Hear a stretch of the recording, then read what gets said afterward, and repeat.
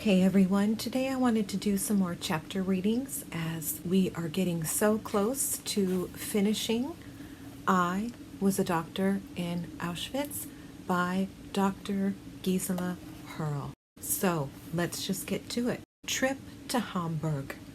After the slap in the face administered to me by the Nazi officer, I had no feeling, no thought left in my mind. I didn't care what was going to happen to me. I didn't care where we were going. I had no fight left, no fear, no revolt. The snow was like frozen wool under my thin shoes, soft and tiring to walk in, and emitting a cold dampness that seeped through the worn leather and turned my feet into numb, stumbling things which didn't feel as if they belonged to me at all. It was getting dark. Only the monotonous clap-clap made by the heavy boots of my guards broke the deadly silence of the foggy, unnatural landscape. Out of the corner of my eyes, I cast a secret glance at my jailers. One of them was a short, stocky, brown-haired man with a good-natured face. In his hand, he carried an elegant pigskin briefcase. For a moment, I thought of the man who must have owned that briefcase, of his wife who chose it for him with love and care, maybe a birthday present, and of the joyful celebration when he was presented with this delightful gift. I fought the impulse to stop my guard in his tracks and ask him why. Why did he hate us so much? Why did he use all his strength, all his ingenuity, in devising new means of torturing us, innocent people who were just like anyone else who had never done him any harm? But what was the use? He wouldn't understand. He wouldn't even consider answering me except with a kick, for I, too, belonged to that helpless group of people whom they had decided to exterminate. My other guard was a tall blond fellow in a good uniform with shiny boots. He must have had a higher rank than his companion. Whenever he spoke to him, his words sounded like orders. He never looked at me, but walked on in silence with a cruel smile on his face, which we prisoners had come to know as the Nazi smile. While the first guard was only cruel by profession, obeying orders when torturing us, this one looked cruel by predilection, like someone had found his supreme fulfillment by seeing people better than he sink into moral degradation, inhuman suffering, and ultimately death. Suddenly, in the middle of nowhere, we stopped. My cold-faced guard walked a little way off to satisfy his urges. He stayed away quite a while, and when left alone, the other one had the courage to address me. "Do you speak Romanian?" he asked. "Yes. I know that you were brought here from Transylvania," he continued. "That's where I come from, too." "Are you going to kill me?" I asked quietly. "No, we are only taking you away from here, far away." The relief I felt was mixed with a strange bitterness. This man beside me, who had come to Auschwitz to take part in the annihilation of 6 million innocent people, came from Transylvania. He was one of the Swabians, the German minority of that country, a traitor to his homeland. Nazi by choice, not by any compulsion. I remembered the articles appearing in the Transylvania newspapers. "Germans of Transylvania unite! Join the great German army!" He obeyed that call. He believed all the Nazi propaganda lies until, from an everyday person, he had been turned into a murderous beast. Was he happier now? The other guard returned and we continued on our way. It was completely dark by that time. Only the phosphorescence of the snow guided our steps. To my surprise, I wasn't tired at all, although we had been walking steadily since early that morning.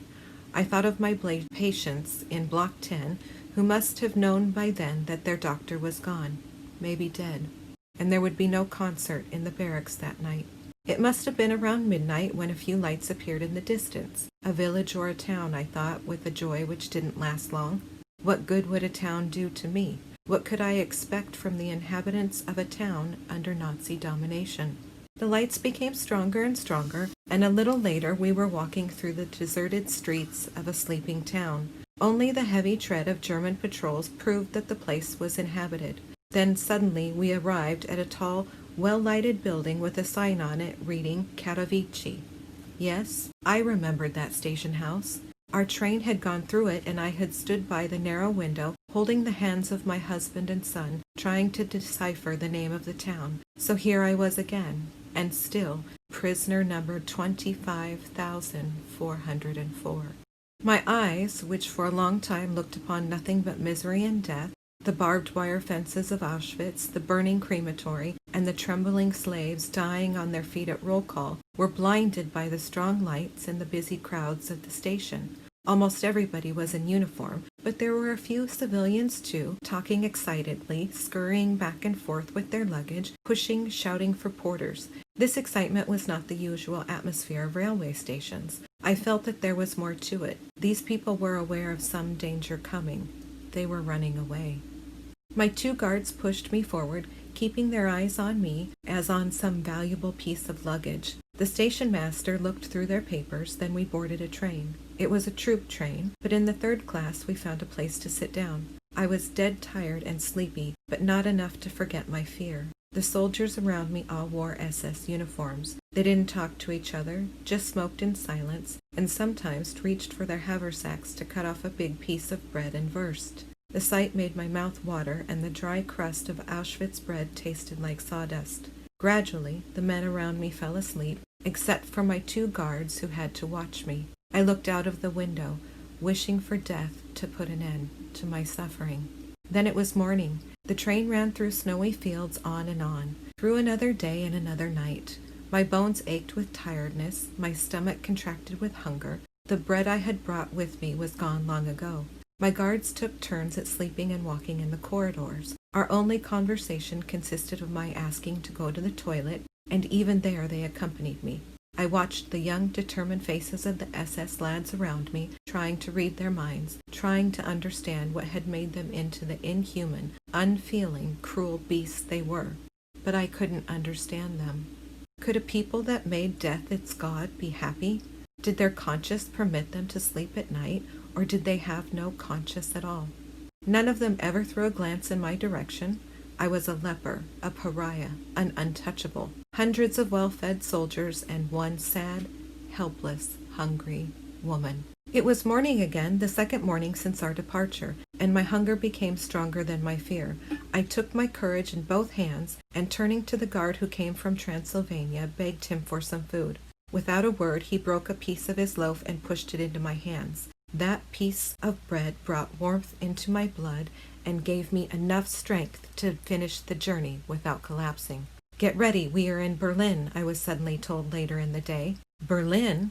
The city where I had spent so many of my student years. The memory gave me new confidence. We left the train, and I breathed deeply the cold air of the station. But my guards gave me no time to look around. They pushed me into a completely empty, ice-cold room without even a bench in it, locked the door, and departed. I was alone. I could break down and cry without shame, without giving the Nazis satisfaction in my weakness. I sat down with my back against the wall and waited.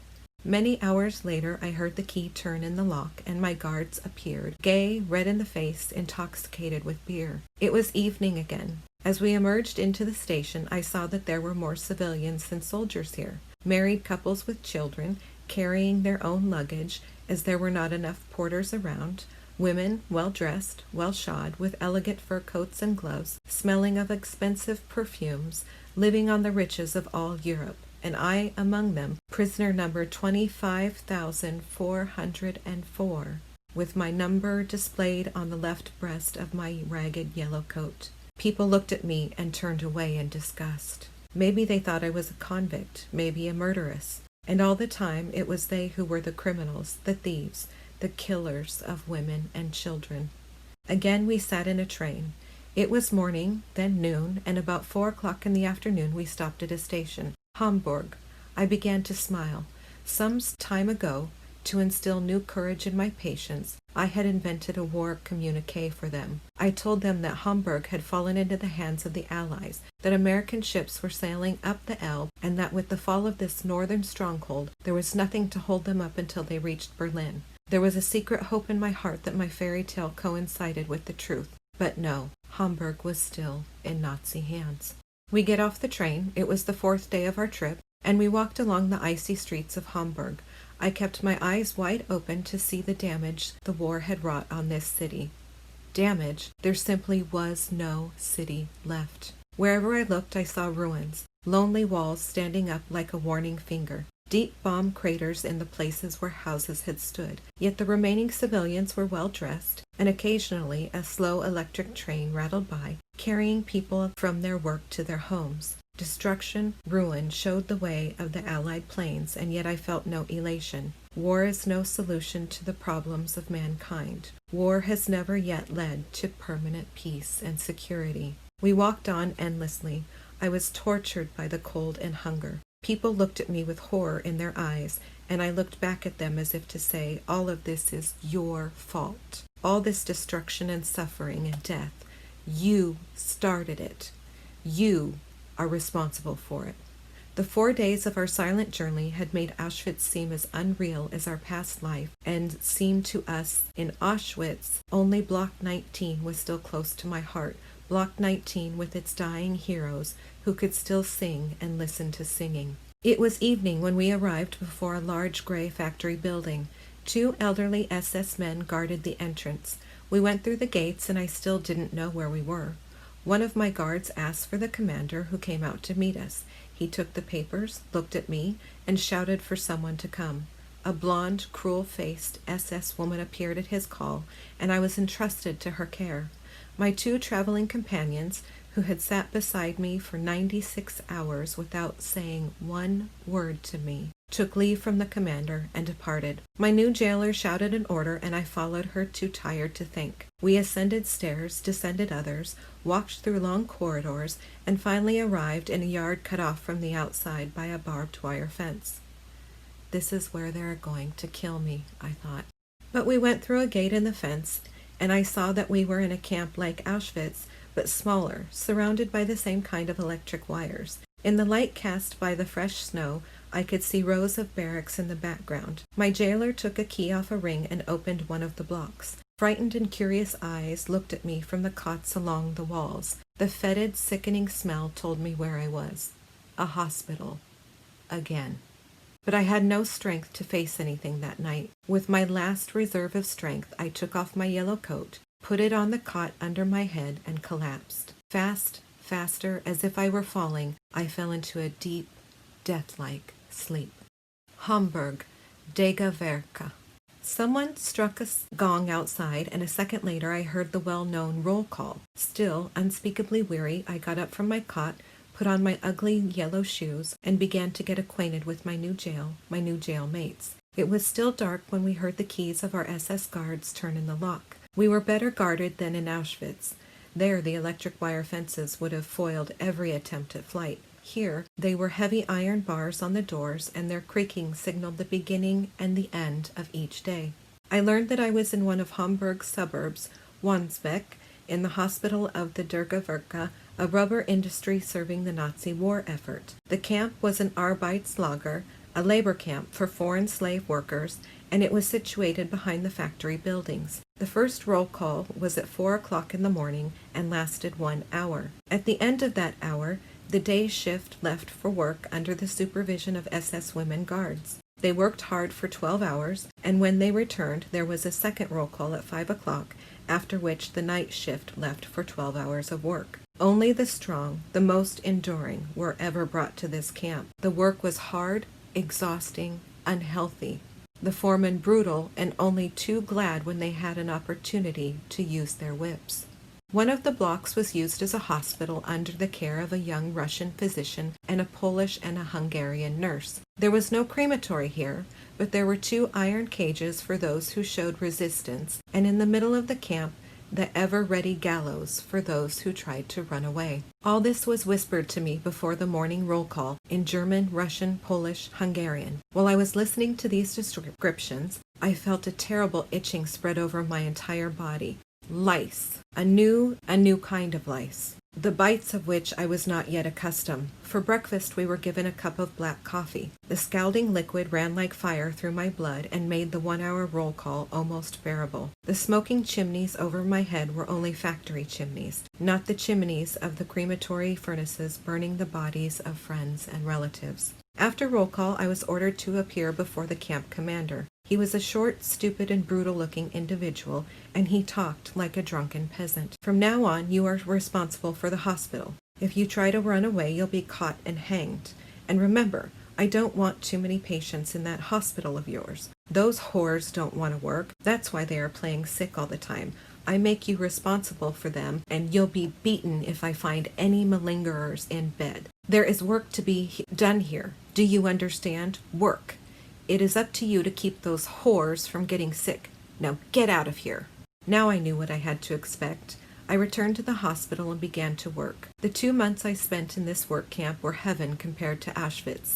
It was a prison, a hard and merciless prison, but the goal was work, not extermination. I regained my strength, which helped me to endure what was to come afterwards. The hospital block housed about 80 to 100 patients. There were cots along the walls with thin straw sacks as mattresses, and black lice-infested blankets littered the wall. At one end of the block, there was a small room with a few water faucets. I even had some drugs, instruments, and bandages with which to treat the patients. The food was almost as bad as in Auschwitz, but there was more of it, and we were given a piece of soap every now and then. At 4 in the morning, I had to examine those who went on to the day shift. During the day, I treated the bedridden patients, and at 4 in the afternoon, I examined those who worked on the night shift. There was little time to sleep, and I hardly ever had enough leisure to breathe some fresh air. The block was securely locked at 5 in the afternoon. After the departure of the night workers, I had a few typhoid cases, a great number of TB patients, and the rest were industrial accidents. I had been working here for about 2 weeks, fighting disease and lice, trying to instill moral strength into my patients, when one morning I was accosted by a Russian prisoner who had bad news for me. "Doctor," she whispered, "Auschwitz has been liberated."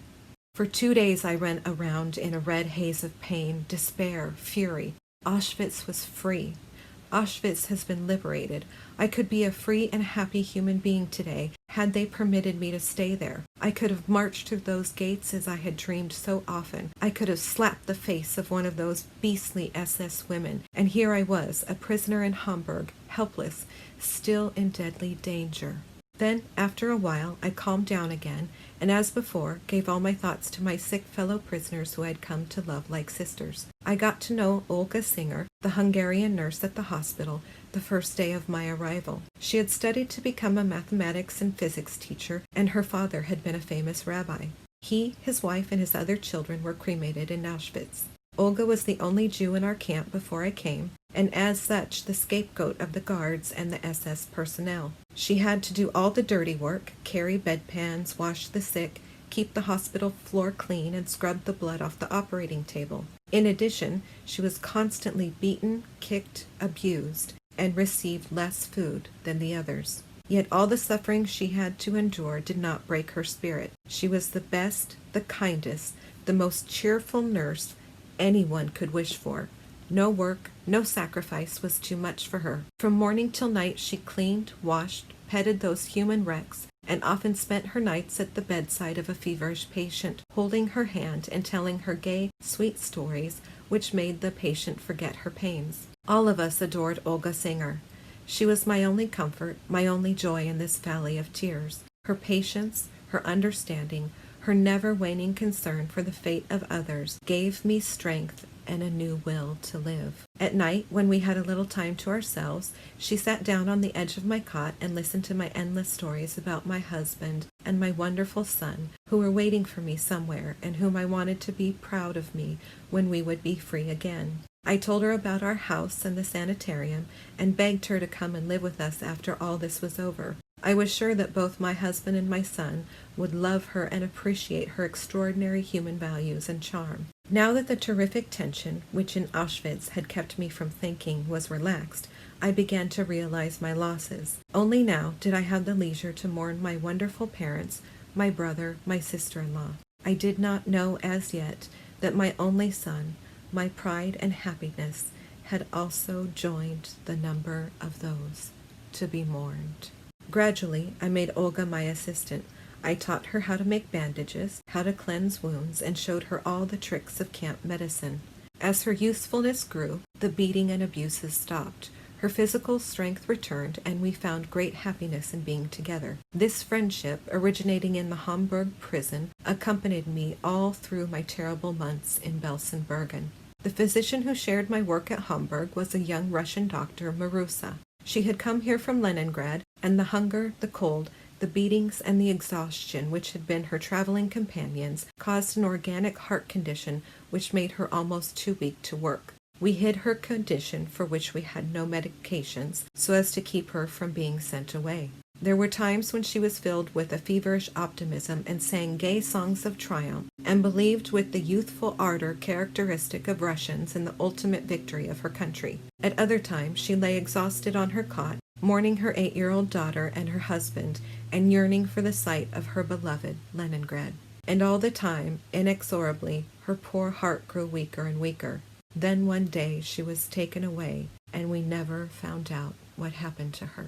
I believed then, and still believe, that talk was the greatest blessing, the only boon in those hopeless prison days. I saw women forget their pain, their fever, the beatings received, and all physical suffering under the soothing effects of warm, friendly, understanding words. The past and the future were the only balm against the torture of the present. The relative peace we enjoyed for a few weeks was soon over. Sometime in February 1945, air raid sirens shattered the silence of the night. Through the thin walls of our block we could hear the patter of running feet, then a command. "Everybody down on the floor. Roll yourselves in your blankets."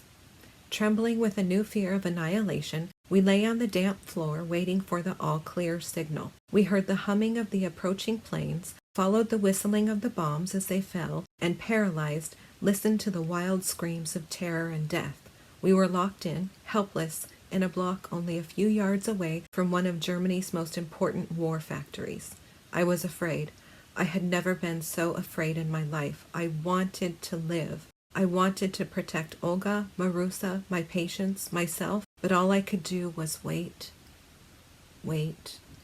and wait.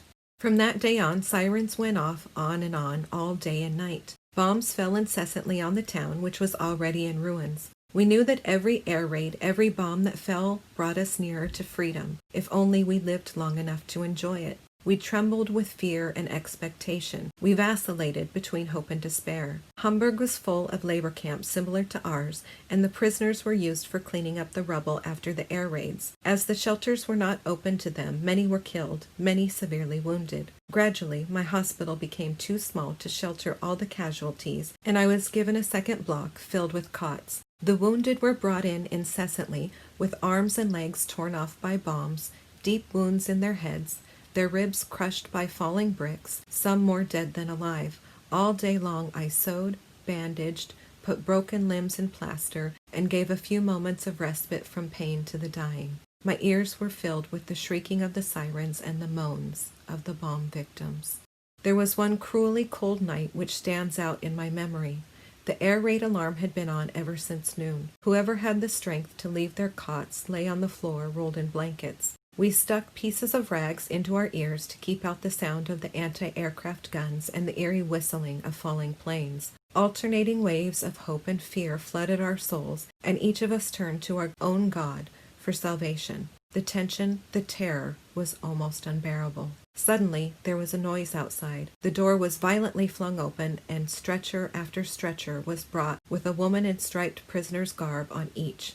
Olga, Marusa, and I hurried to receive 38 Czechoslovakians. There were also German and Jewish slaves, whose camp had received a direct hit. Many had been killed, but some of the wounded had been picked up and brought to us. I worked in a desperate hurry for 2 days and 2 nights to save the lives of these women. For 2 days and 2 nights I neither ate nor slept, and had no other thought than the welfare of my patients. There were some who had their arms, legs, and ribs broken, and by the time I was through with them, they looked like mummies. One had lost both her eyes, and I did not have the courage to tell her she would never see again. For weeks I kept her eyes bandaged, promising her when the bandage came off she would be able to see. There were 2 young women with damaged spines who lay on their cots, motionless, without a moan, and there were others, the lucky ones, who died after 3 or 4 days of suffering. Olga and I put their bodies into empty sacks and put them out behind the block. My instruments were primitive, my medicines and bandages few.